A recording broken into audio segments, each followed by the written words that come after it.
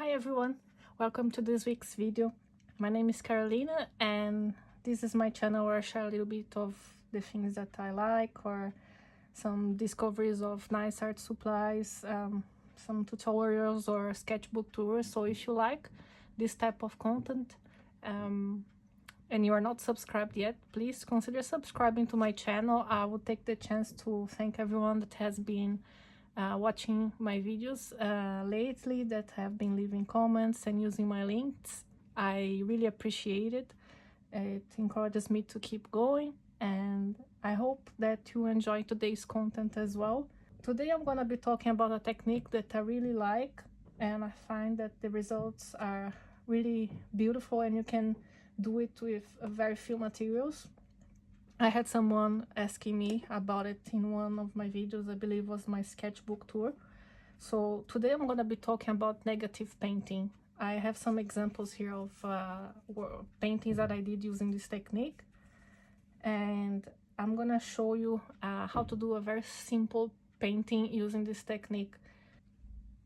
This is an example of a painting I did using this technique, and you can get these beautiful effects only by changing the level of water in your paint and using layers to build up color. I'm gonna show you another example I did using the same technique. Something that is common with this technique, that is that you can see that there are different levels in the things that you are painting. So you'll see that the lightest valued leaves here or here are the ones that are most in front of, and then of course the ones in the back are in shadow, so they are darker. The same happens here, and the farther it goes, the darker it gets. I have another example here. This one I used for the background with the leaves.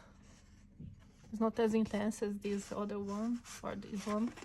I didn't get too dark, but I also did use the same type of technique to get this depth. And I have a last example here to show you. These leaves also. I painted this a while ago using the very same technique. I painted all of them in the same way. There are other ways. You see the artists here on YouTube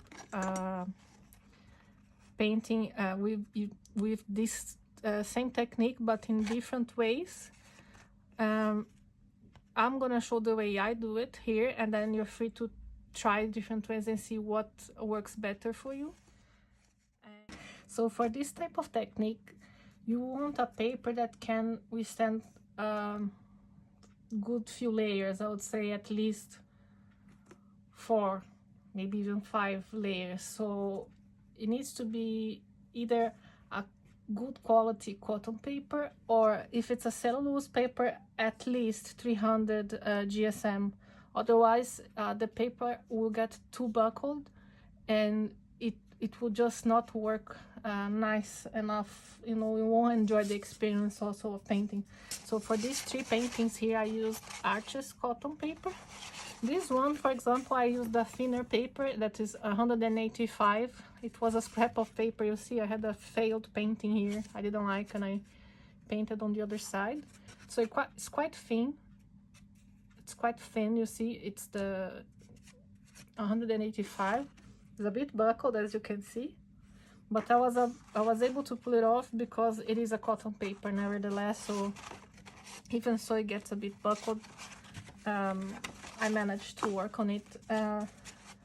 If it was a cellulose paper, I don't think it would work that well. This one is a cellulose paper, but this one it's the Bockingford. This one's 300 GSM, so did quite well. You can test, you know, different papers. For sure on cotton paper it will work fine, and you can do as I do as well. I buy big sheets of Arches or other types of cotton paper, and I just cut them in pieces like this and use them. And if the painting I don't like in the end, you saw I've just used the other side. I don't like wasting paper, so I'll use for another painting or for swatching or something like that. So yeah, another paper that I can recommend that is quite good, it's the well, it's the Bockingford. It's the same paper of the sketchbook. At least here in Dublin, they're quite inexpensive. You can buy, I'm not sure, I think it's 285 GSM, and it behaves pretty well. Most of all, if you want to do something like a test or exercise and things like that. So if you have I don't know if you can hear that, there's a magpie at the top of my roof here, so if you hear that, it's just a special guest. So what I'll do with this, I'm gonna tape it to this border.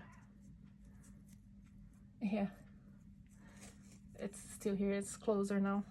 So I'm gonna tape the paper to this board, because like I said, we will be using many layers and lots of water. So if you don't tape the paper, it will get all these peaks and valleys, it will buckle, and then we will have like pools of water forming, and then the paint will start behaving in ways that maybe you won't like. So if you tape it, you can always you cannot see it now, but you can always take the tape and pass a few times around your clothing or your arm, whatever you prefer, to weaken a bit of the glue so it doesn't damage the paper. I'm going to paint pebbles, stones, because I think they're very simple to do. Anybody can do pebbles. They are just basically circles, ellipses. There's no right or wrong. Anybody can do. So I'm gonna be painting pebbles, and to simplify as well, I'm gonna use a reduced palette of colors. I'm gonna test them now.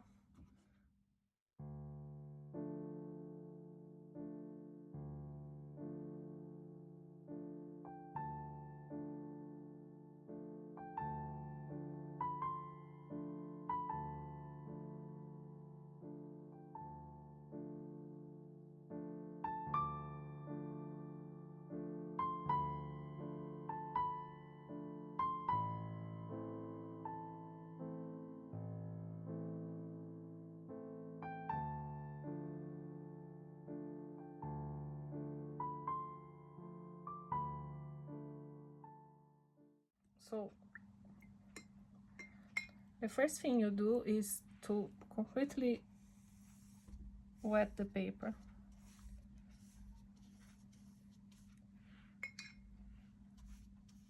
I hope it comes all right, this painting, because I'm not used to paint and talk at the same time. So it's possible that I get distracted and make some mistakes, but I hope it to go well so you can see what I'm doing properly. So now I completely wet the paper, and then depends also where you are. It can dry faster in some places depending on the humidity. You want the paper to be shiny. Don't know if you can see against the light. You want to see this shine. It doesn't need to be too much water. You don't want to see water pooling in the, if you tilt the board like this, you don't want to see water pooling in the borders. My tape here is getting a bit wrinkled. So you just want this shine, you know? That's a good measure of water. So what we're going to do now is just to have fun, basically. There's no rules for that. I'll take this one. This is Skoda Ultimo number 10. It's kind of really loose, looks like a makeup brush. So what I'm going to do is I'm gonna take some colors and I'm just gonna throw them on the paper, random, whatever you like. I'll start with the pink. I'm gonna add some touches of pink in some places here, and I love seeing the paint spread like this. There's no right or wrong, you know, you can do the way you prefer.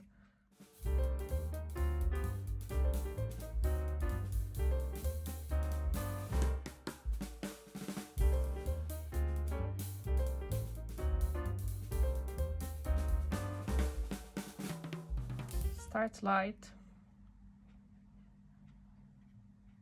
See here, I got a bit darker, so you can come and fix it, you know, if you think that you went too dark.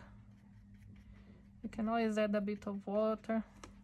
You can do something like this. You can come here with a spray and spray some water. You can move it around a little bit so the paint will move. You can see it's coming down here. So there's no rule for that, you know. That's what I find very relaxing about this technique. You don't have to be worrying about steps that you need to take, apart from making sure that you are working light.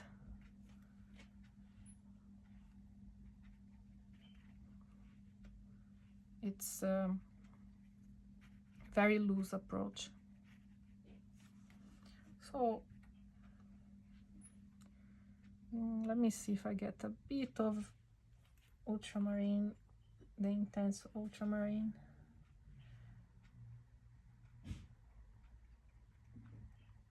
Don't want to go too dark.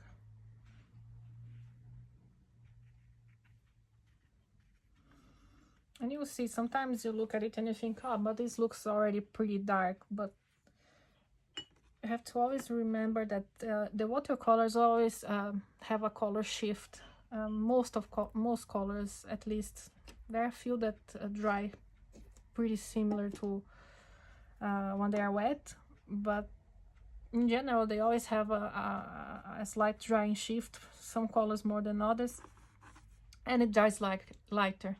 And as you can see here, I don't know if you can see what I'm showing, but the paper is already a bit buckled, but because it's taped, it's like this. It's holding on to the borders here, but the surface of the paper, it's already raising from the board, which is absolutely normal because I added a lot of water, as you saw. So leave it do its thing, leave it dry. Once it's dry, it will quietly come back down and you'll be fine, so don't worry about it. So I'm gonna leave this dry, like I said. I'm gonna take a little break and then I'll come back once it's dry to go for the next layer, and that's when we'll start drawing the pebbles or whatever you want to paint. Leaves, fish, birds, stars, hearts, whatever you want to paint, go for it. So we will be drawing the first layer of pebbles in the next chapter. I'll see you soon.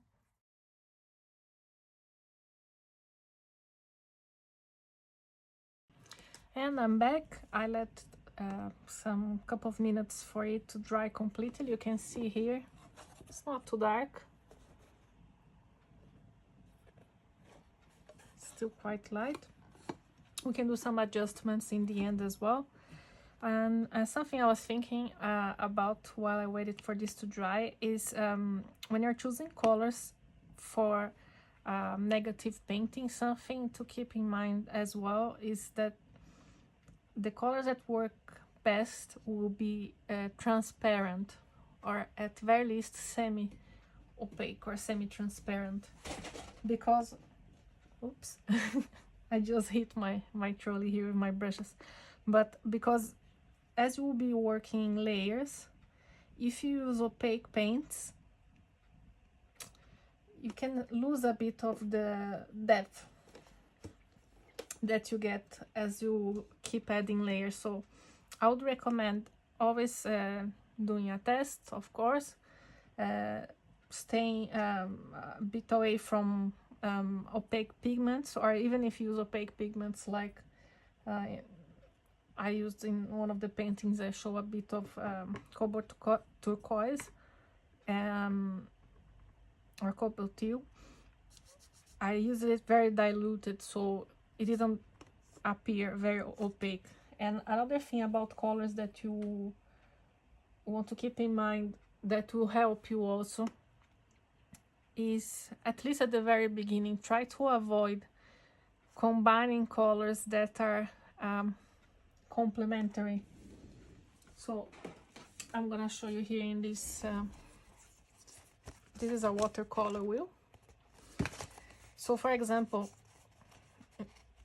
you have here violet and yellow.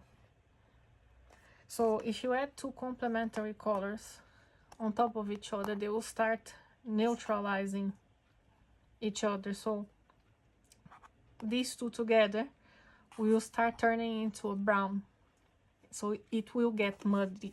The same thing happened between red and green.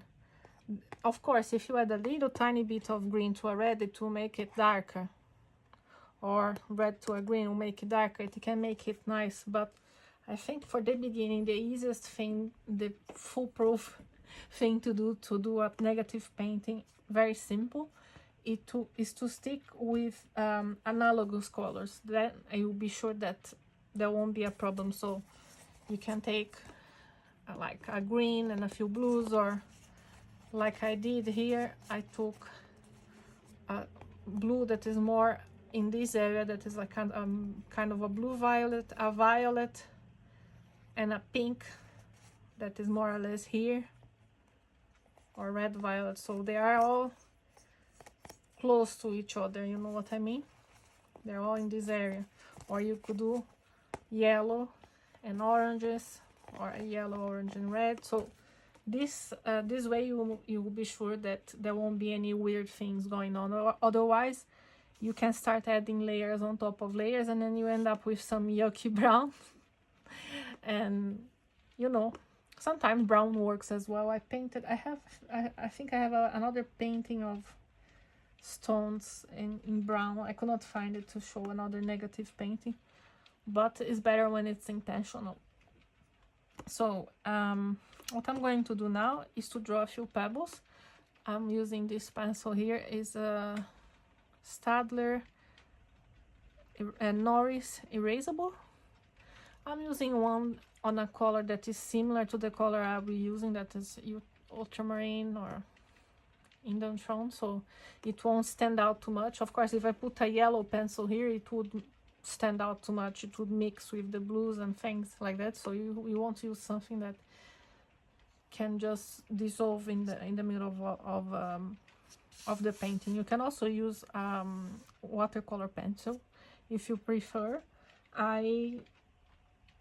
Sometimes I can use graphite, but I tend not to, because the graphite can show through the watercolor, and I much rather have a color if it has to show through, because then in the end I can also add some details with colored pencils and stuff like that, but it's up to you. So here I'm gonna just do some random shapes, like I said. The important part is at this first level you will be drawing, but they cannot touch each other, they cannot be underneath. They has to have some space between them, and you'll see why. So here, if I want to draw another one, I can draw a small one here, a small one there.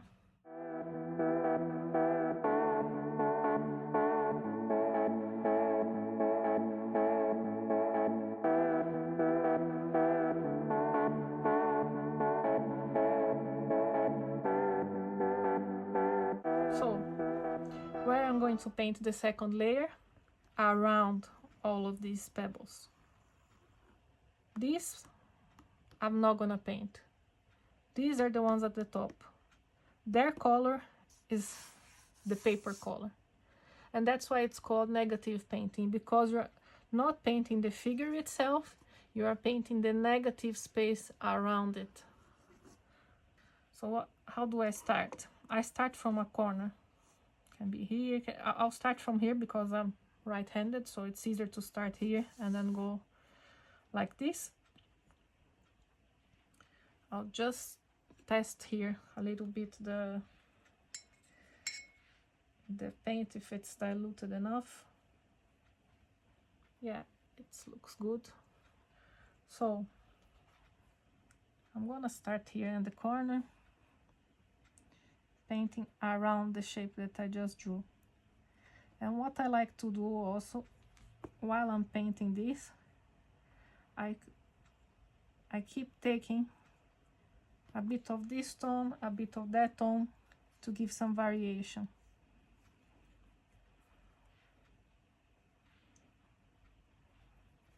So if you can see here, I had the purple in my brush, and then I added a little bit of blue.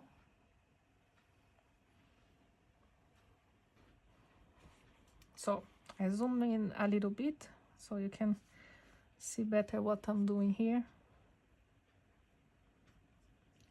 Oops, I painted a bit over the pebble, but it's not a problem because, like I said, it's a very organic shape, so you don't need to worry about it being too precise. I think I'm gonna change this brush because it's too soft and I'm having difficulty keeping the shape of it. Here, I'm gonna use this brush here. Cannot see it, but it's a number 8. So I'm gonna continue from where I stopped here. Ideally, don't want to let the paint dry while you're doing that, because then you get some marks or stains. You can see here it's a bit, you can always go over it a little bit just to the eye. Here I just said I cannot let it dry, and I let it dry. I got distracted. You can see here there will be a stain, but it's not a problem because I will be painting over it, you know. If this happens to you, don't panic, because we'll be painting over this area again and again, so it may as well disappear later on. But for now, you can just add a little bit of paint, a bit of water. Just relax. Because this is a natural subject as well, so don't need to overthink of what you're doing or how it's supposed to look.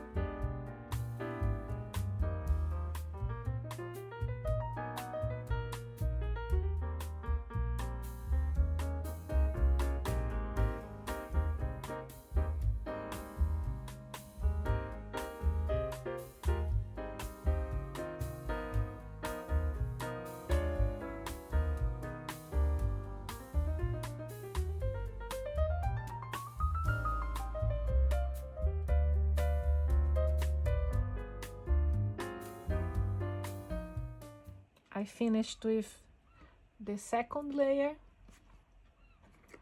Like I said, there's a few marks here and there, where the paint start drying, and you know, but it's fine, because you're gonna be painting over and over and over and over. At some point you won't see any of them.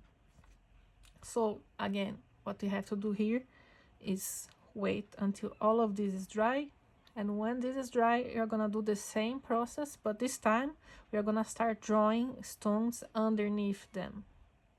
At each level you add more, and you reduce the space that you have here. So now this color that we just painted will be the color of the next stones that we'll draw. Once this is dry, now it's still a bit humid.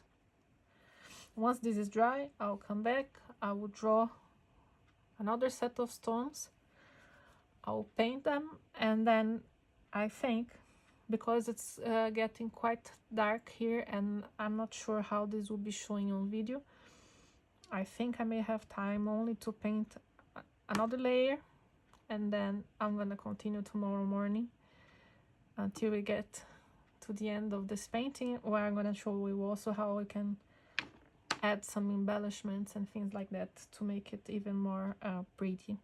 So I'll see you soon.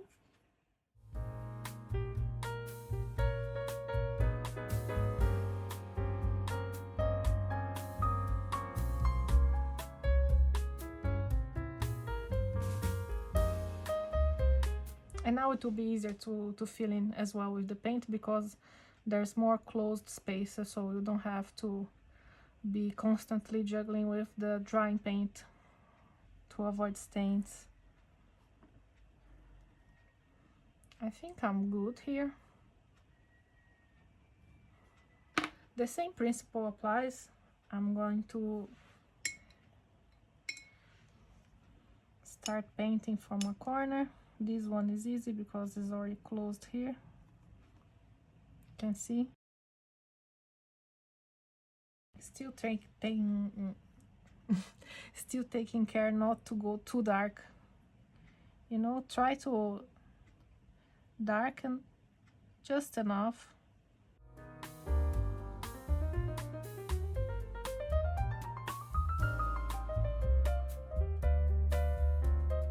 If you're like me, that you don't like to sit and wait for paint to to dry, you can always have another painting on the side. So that's what I do when I'm painting something I know I'll have to wait. I just have something else on the side that I can start working on while I wait for the other one to dry. And I have another trick if you want to make things more interesting. Here you have it. Salt. You can add a tiny little bit of salt when the paint is still humid. It cannot be too wet, but just a little bit humid. Maybe it's already too dry for me to do that. I'm gonna try again in another area. But the salt creates beautiful effects. If you like texture in your paintings, experiment using salt.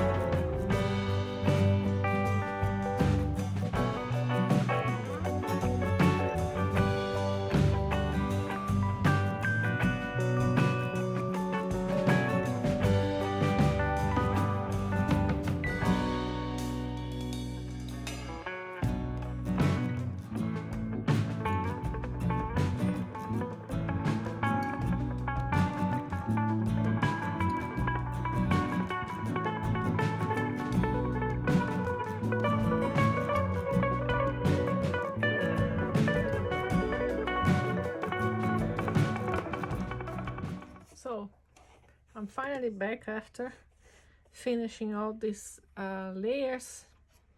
You can see here that we started in the lightest one when I painted the whole paper, and then gradually I went filling in the pages with more and more pebbles, and in the end you see that the area I had to paint on start getting smaller and smaller until I just had to add some tiny little details of very, very dark.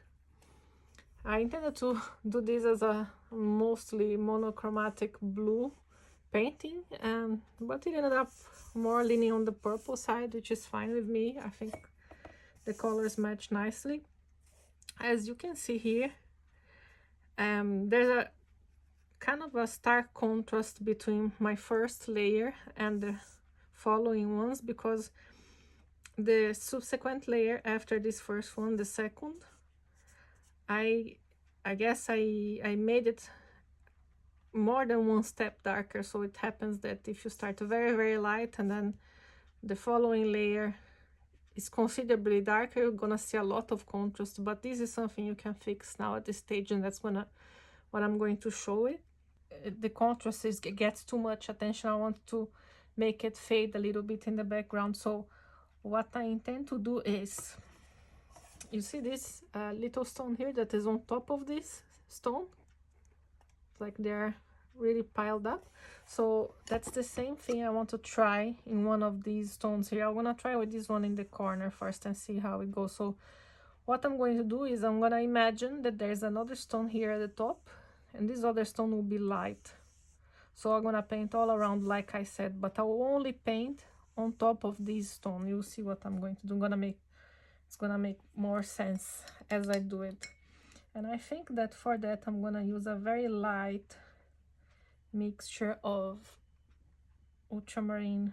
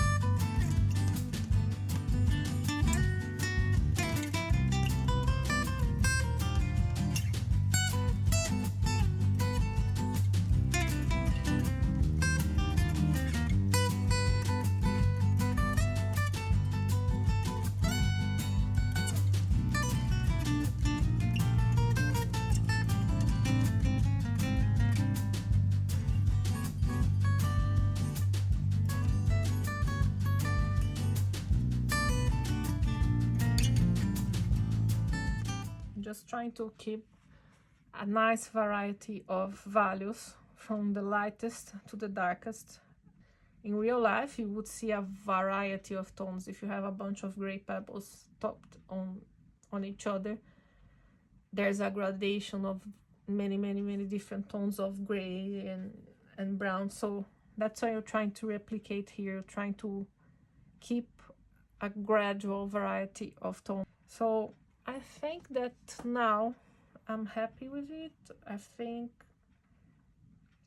I think it's fine. Maybe these ones is still bothering me a bit. Maybe I'll just do something quick here. I'm gonna use a little bit more pink here in this one, because you see there's a lot of purplish tones around, so I'm using a bit more pink to create some contrast to what's around it. Again, cleaning my brush, taking water only.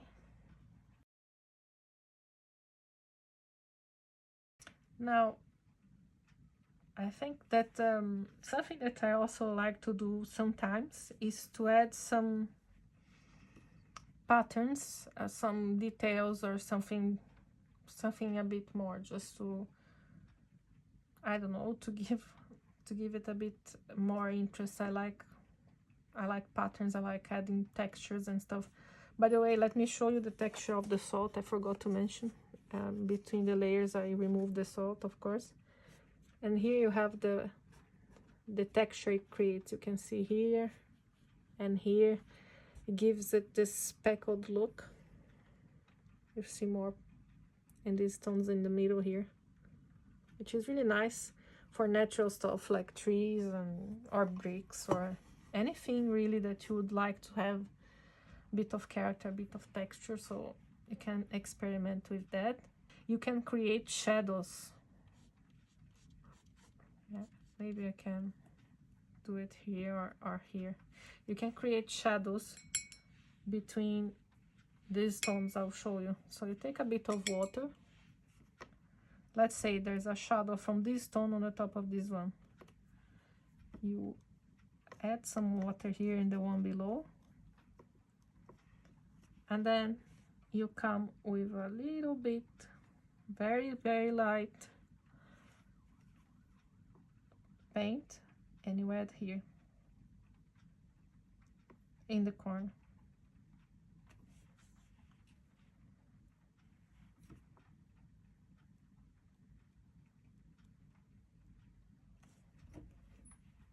Then don't forget to, if the paint travels too far and it makes it too dark, the stone, you can remove it with the brush. We just want to create a shadow effect. You don't need to repaint the whole pebble. I'm gonna show you closer. So you see what I did here? I added a little bit of shadow here. Now I'm gonna take a tissue. I'm gonna remove a bit from the top so you can see better. So, because the paint is traveling up, so it doesn't show as well as I wanted to. So see here, there's a tiny little bit of shadow, and you can create this anywhere you think that it would look better.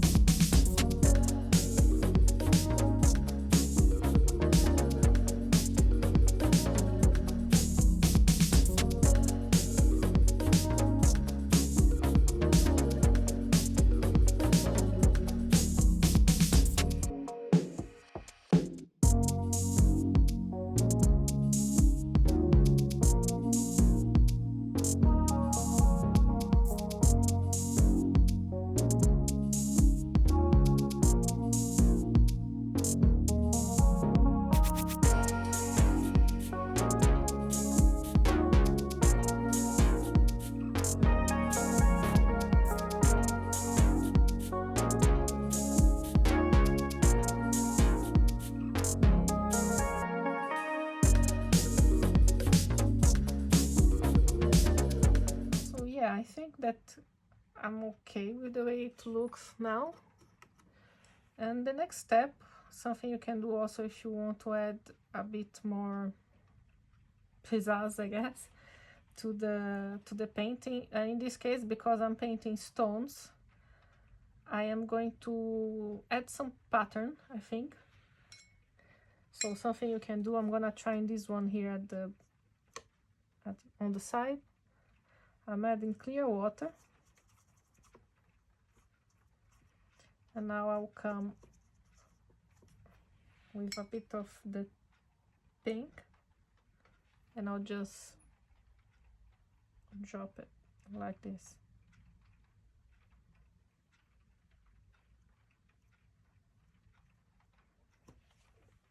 You see?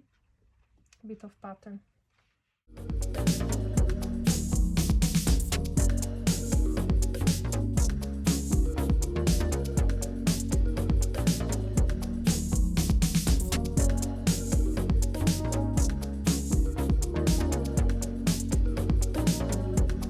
Now, like in this case, I think maybe it's too vibrant.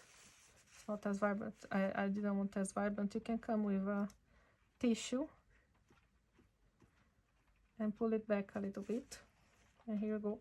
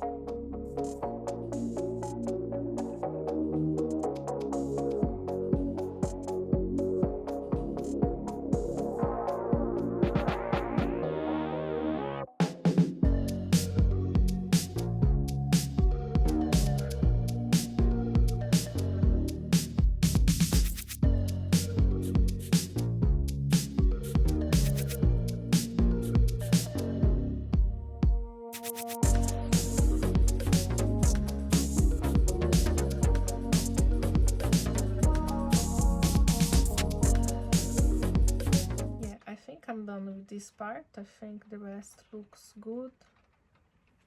I'm checking here at the camera also to see how it looks from the top. And now I think the only thing that I would still do in this case, you don't need to do it either if you don't want to make it a little bit more interesting even. You know, the hard thing with watercolor is to know when to stop. But I think that I can still do that without being too much on the painting, so at least I hope so. So I've been enjoying a lot adding metallic details to my watercolors. This is a set from Coliro Tech. I just labeled here.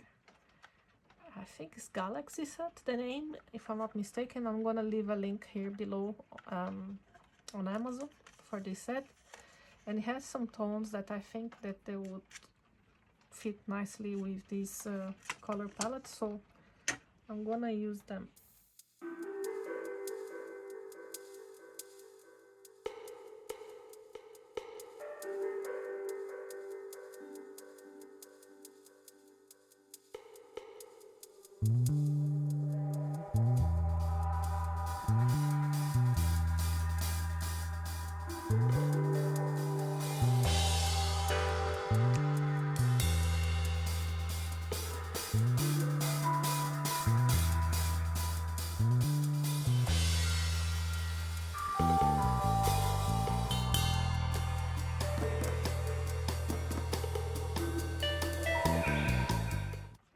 Let me try something else. I have here on my palette some paint I used the other day.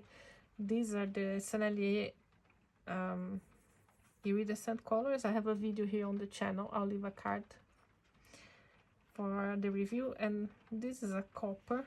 Not sure how it would look like, but this is very pigmented, so think it looks nice. What do you think? I think it complements nicely the purple, so let's go with that for now. I'm going to start with this copper here that I have on my palette. Mixing up a little bit.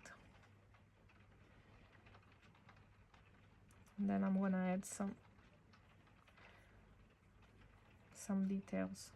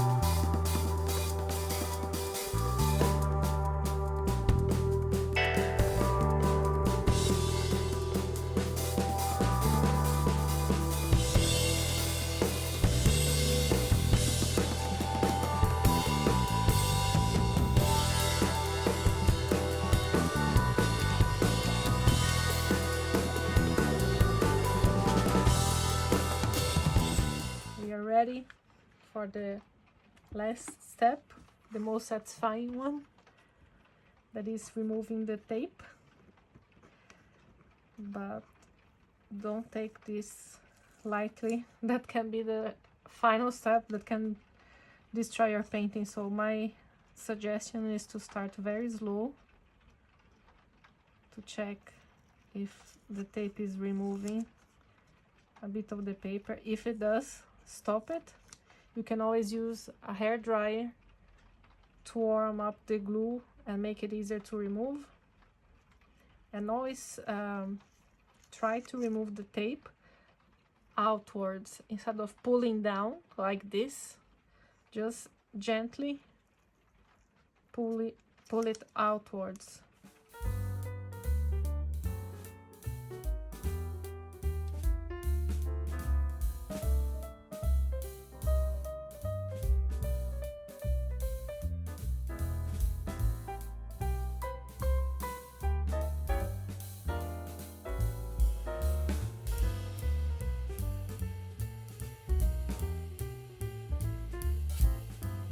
Voila, here it is, the final painting.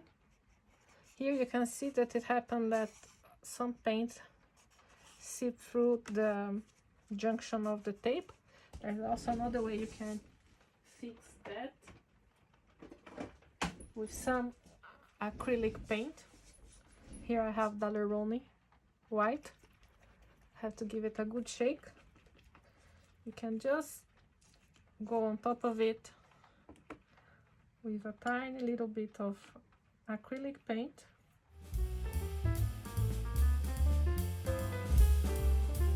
I can use also white gouache.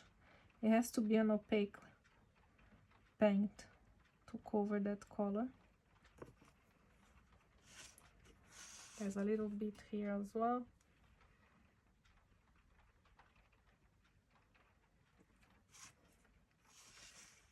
And that's it.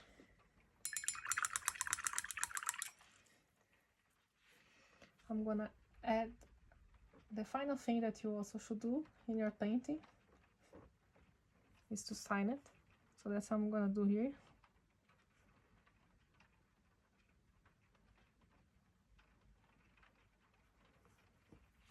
My tiny little signature.